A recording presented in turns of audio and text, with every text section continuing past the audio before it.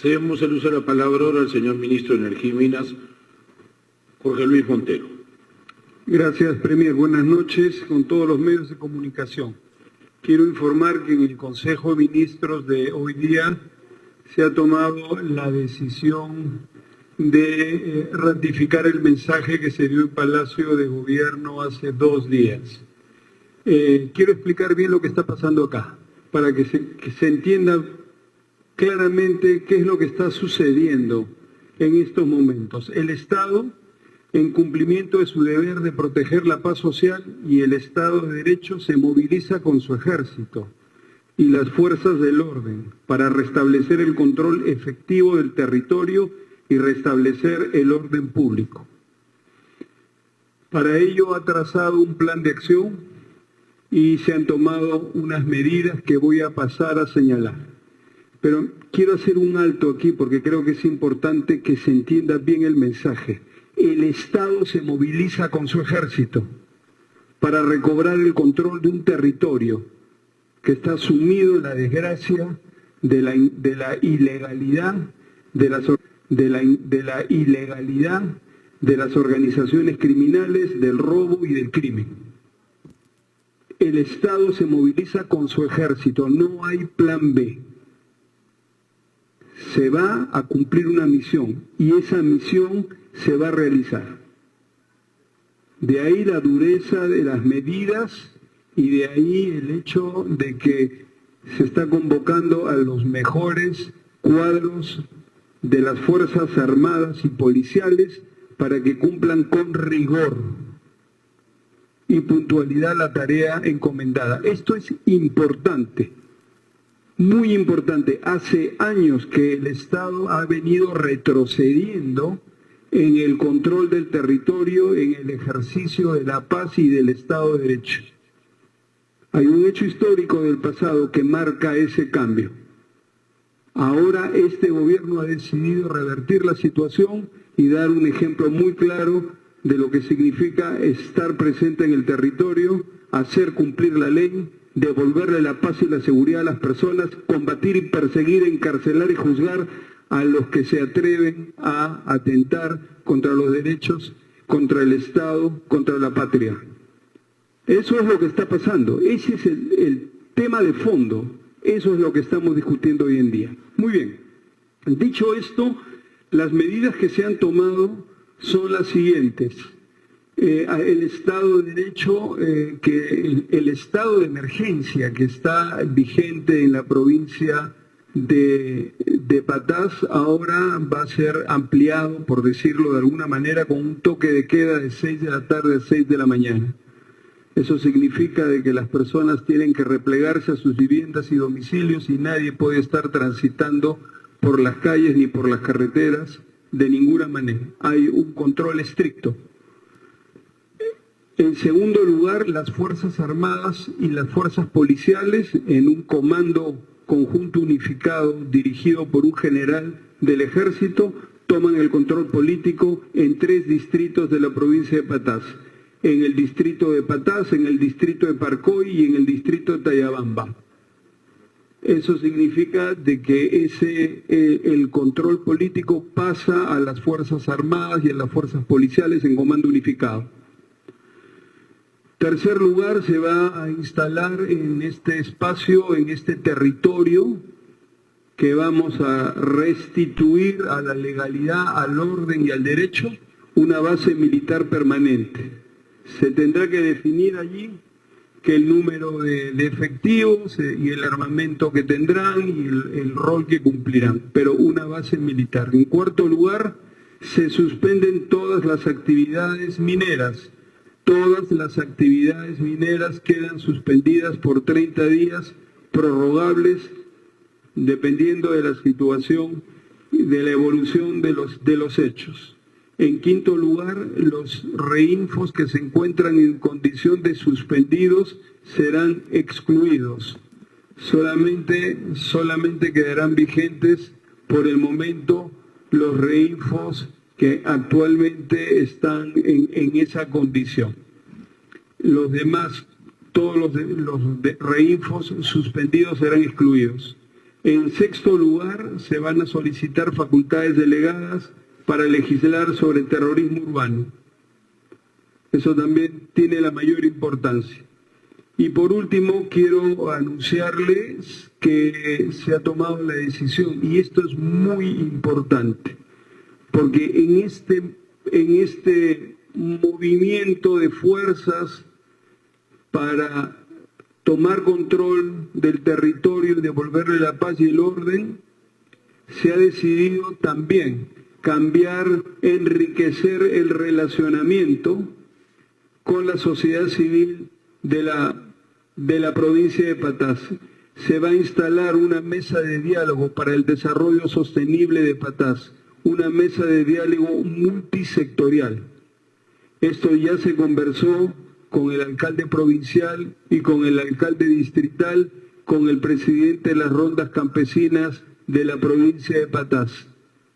Vamos con ellos, con su anuencia y con la participación activa de todos los sectores del Ejecutivo, se va a instalar en el más breve plazo una mesa de diálogo para el desarrollo sostenible de la provincia de Patás. Allí nos vamos a encontrar el Estado, las autoridades regionales, las autoridades provinciales, las autoridades distritales, los frentes de defensa, las organizaciones sociales, las rondas campesinas, los mineros. Nos vamos a encontrar en un espacio de concertación continuo, permanente, intenso, para traer desarrollo a la provincia de Patás. Entonces, esa es la situación en la que nos encontramos. Estamos absolutamente seguros de que las medidas que estamos tomando desde el Consejo de Ministros, con la anuencia del Premier y de la señora Presidenta de la República, son las medidas correctas para respetar el Estado de Derecho, la vida y la salud de las personas. Estamos seguros de que vamos a salir triunfantes y más unidos todos los peruanos, después de superar esta difícil prueba que tenemos que resolver en los distritos de Patás, Parcoy, Tayabamba y en general en la provincia de Patás. Y por último, reiteramos nuestras condolencias a las familias y a los deudos de las 13 personas que fueron vil y cobardemente asesinados hace pocos días, y que va a ser probablemente, o debería ser, el último acto de terrorismo que se viva en esta provincia y en estos distritos. Muchas gracias. Aquí tenemos que diferenciar dos rutas que van en paralelo.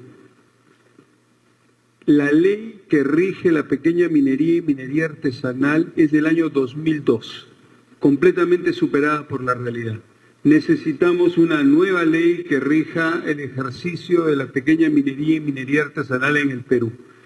Quienes promulgan leyes, o mejor dicho, quienes elaboran leyes y las aprueban para que el Ejecutivo las promulgue, el Congreso de la República.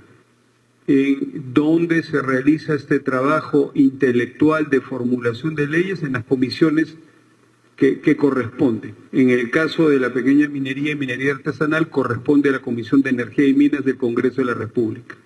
Ellos son los que están elaborando entendemos, un proyecto de ley que renueve y reemplace a la ley vigente, que es la del año 2002, totalmente superada por la realidad. Muy bien, este trabajo se está realizando. El Ejecutivo presentó una propuesta de proyecto de ley en noviembre del año pasado, pero no es la única. Hay 5 o 6 proyectos de ley presentados por distintos congresistas de distintas bancadas con distintos intereses, que están también en la Comisión de Energía y Minas del Congreso. Entendemos que la comisión tendrá que evaluar los pros y los contras de todas estas propuestas de ley de las que dispone, hará la acumulación correspondiente y propondrá un proyecto de ley que permita realizar la labor de la pequeña minería y minería artesanal bajo otras condiciones reales, condiciones que realmente promuevan este subsector de la minería peruana, lo impulse, lo promueva, lo ordene y permita que esta actividad se desarrolle con normalidad en el marco de la ley y de la formalidad. Eso es lo que esperamos.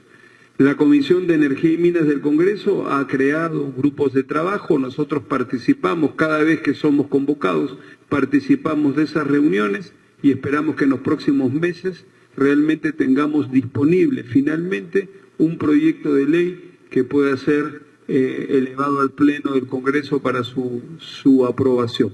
Eso es lo que esperamos de la Comisión de Energía y Minas del Congreso. Cuentan con todo nuestro apoyo y nuestro respaldo técnico. Nosotros les hemos ofrecido un proyecto de ley que tendrán que ponderar junto con los otros que tienen a disposición. Cualquier tema técnico, por supuesto, estamos listos para dar el soporte que ellos requieran, con mucho gusto.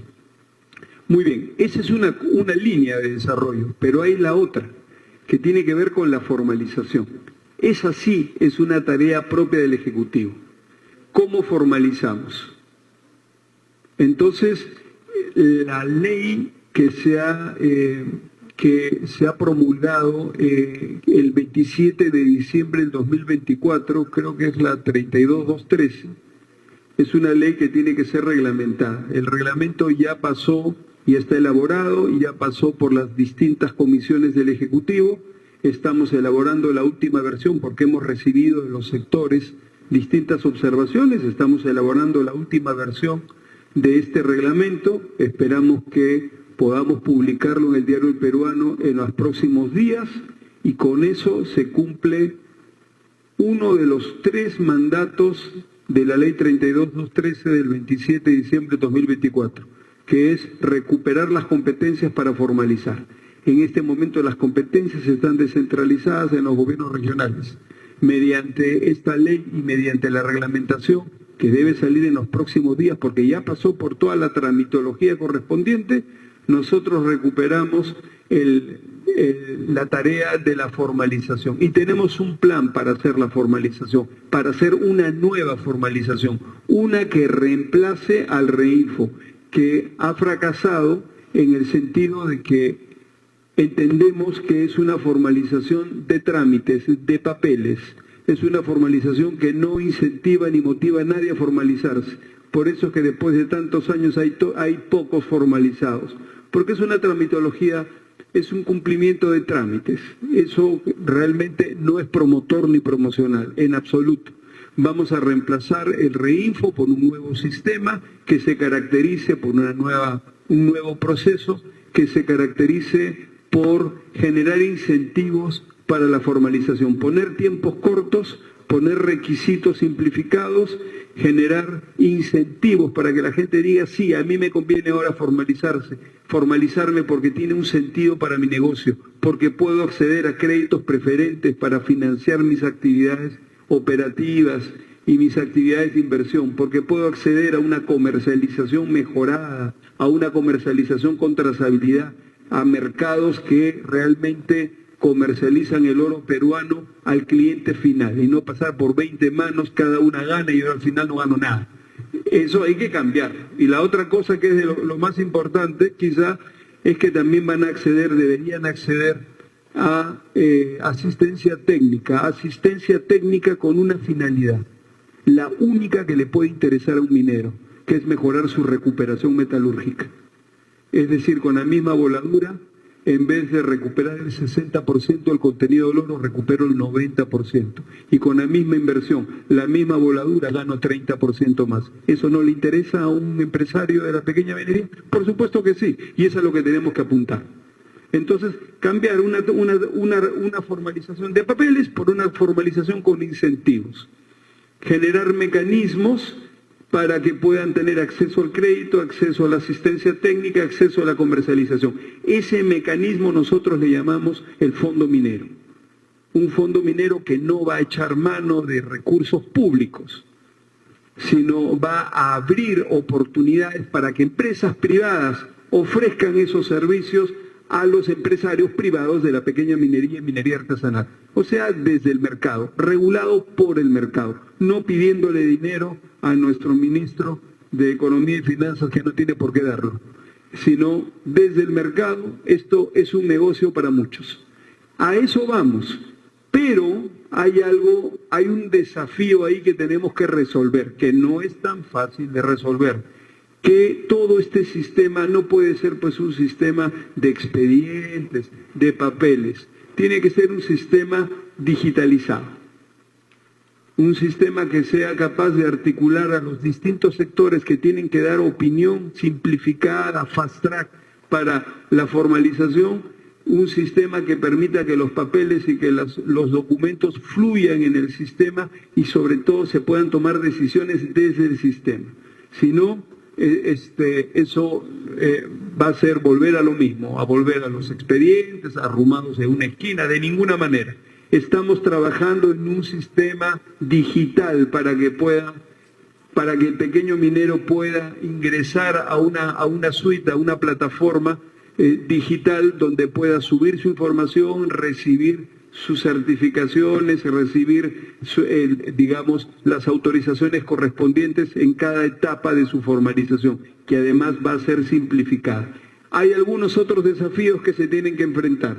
Por ejemplo, ¿cómo vamos a resolver el tema del contrato minero cuando el pequeño minero está trabajando en una concesión de terceros? Ese es un tema crítico, ese es un tema fundamental. Estamos analizándolo jurídicamente. No podemos intervenir de una manera directa y como nos gustaría en un contrato entre privados. Eso no es tan fácil. Hay que ver de qué manera el Estado puede intervenir en una relación entre privados para que los resultados se den, para que los acuerdos se den. Y no tengamos lo que tenemos ahora, que algunos titulares de concesiones no firman con nadie, pero les hacen trabajar y les piden que el 60 o 70% de la producción se las den a ellos. Y esto se convierte en una situación que genera violencia, que genera rencor, sumamente injusta. Entonces, estamos trabajando, la tenemos muy clara, y estamos trabajando en todos estos elementos. Esa es la respuesta, me parece, a su pregunta. Muchas gracias. Gracias, Premier. Bien, con respecto a las afectaciones económicas, el Ministerio de Energía y Minas y el titular del Ministerio de Energía y Minas en particular, desde el primer momento nos hemos sentido muy preocupados por las afectaciones económicas de nuestros administrados formales. Nuestra misión como ministerio es promover la minería, una minería sostenible, una minería que haga bien su trabajo, que genere desarrollo territorial, que cierre bien sus minas y que cada día se integre más y mejor a la economía nacional. Y por supuesto nos interesa también que sus rentabilidades fluyan para que generen impuesto a la renta, canon, regalías, etc. Todo eso nos importa y nos preocupa mucho que ese flujo económico se corte. Pero nosotros, después de largas conversaciones y discusiones en el Consejo de Ministros y fuera del Consejo de Ministros, también entendemos que hay razones de orden superior. La vida, la paz, el Estado de Derecho, el control efectivo en el territorio, la gobernanza, esas son razones de orden superior. Por eso es que entendemos de que transitoriamente, ciertamente es necesario tomar medidas fuertes para poder restablecer el orden y para poder restablecer las actividades económicas. Esta situación de suspensión de actividades se mantendrá en la medida en que las Fuerzas Armadas y las fuerzas policiales establezcan las rutas fiscales para el tránsito de insumos y de materiales mineros, se establezcan los 3 controles multisectoriales para la fiscalización, se empiece a establecer el nuevo campamento, el nuevo lugar donde las Fuerzas Armadas van a tener a sus efectivos y las fuerzas policiales también. Y cuando se dé el proceso de exclusión de los reinfos suspendidos. Entonces, en ese momento tendremos el panorama bajo control, tendremos los reinfos con los que podemos trabajar y podemos avanzar hacia una formalización efectiva. Eso es lo que tenemos ahora. Tenemos que obedecer a razones de orden superior.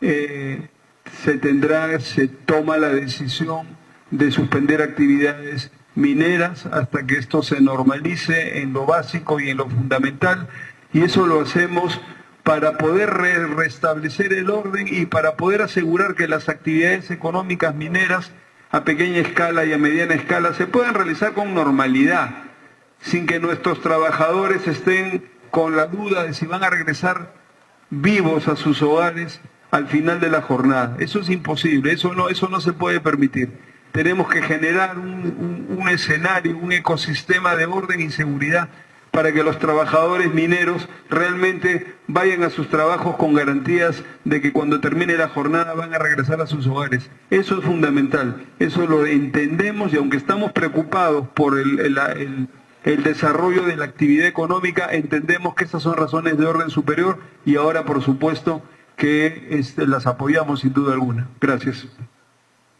Gracias, Premier. Sí, efectivamente, en Consejo de Ministros, luego de discutirlo ampliamente y tomando en consideración todos los impactos en uno o en otro sentido, se ha tomado la decisión de suspender toda actividad minera, económica minera, en el distrito de Patás, en el distrito de Parcoy y en el distrito de Tayabamba por 30 días que pueden prorrogarse.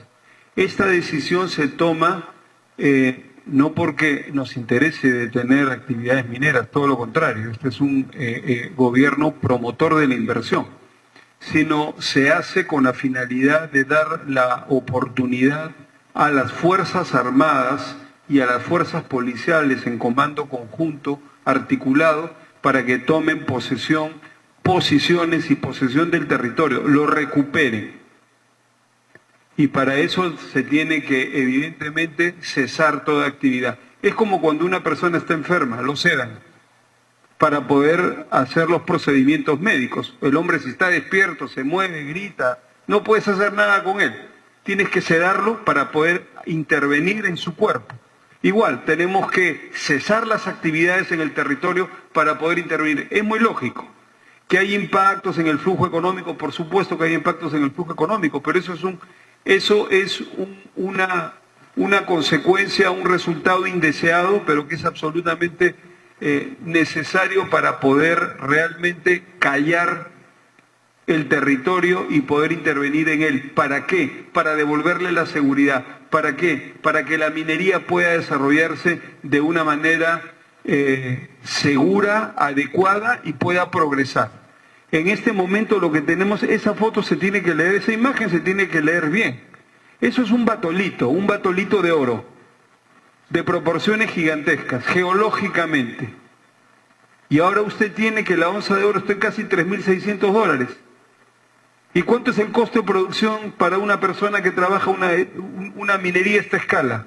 La producción por onza de oro no debe llegar a $1.100 y le están pagando 3.600. Evidentemente se meten miles mañana corriendo.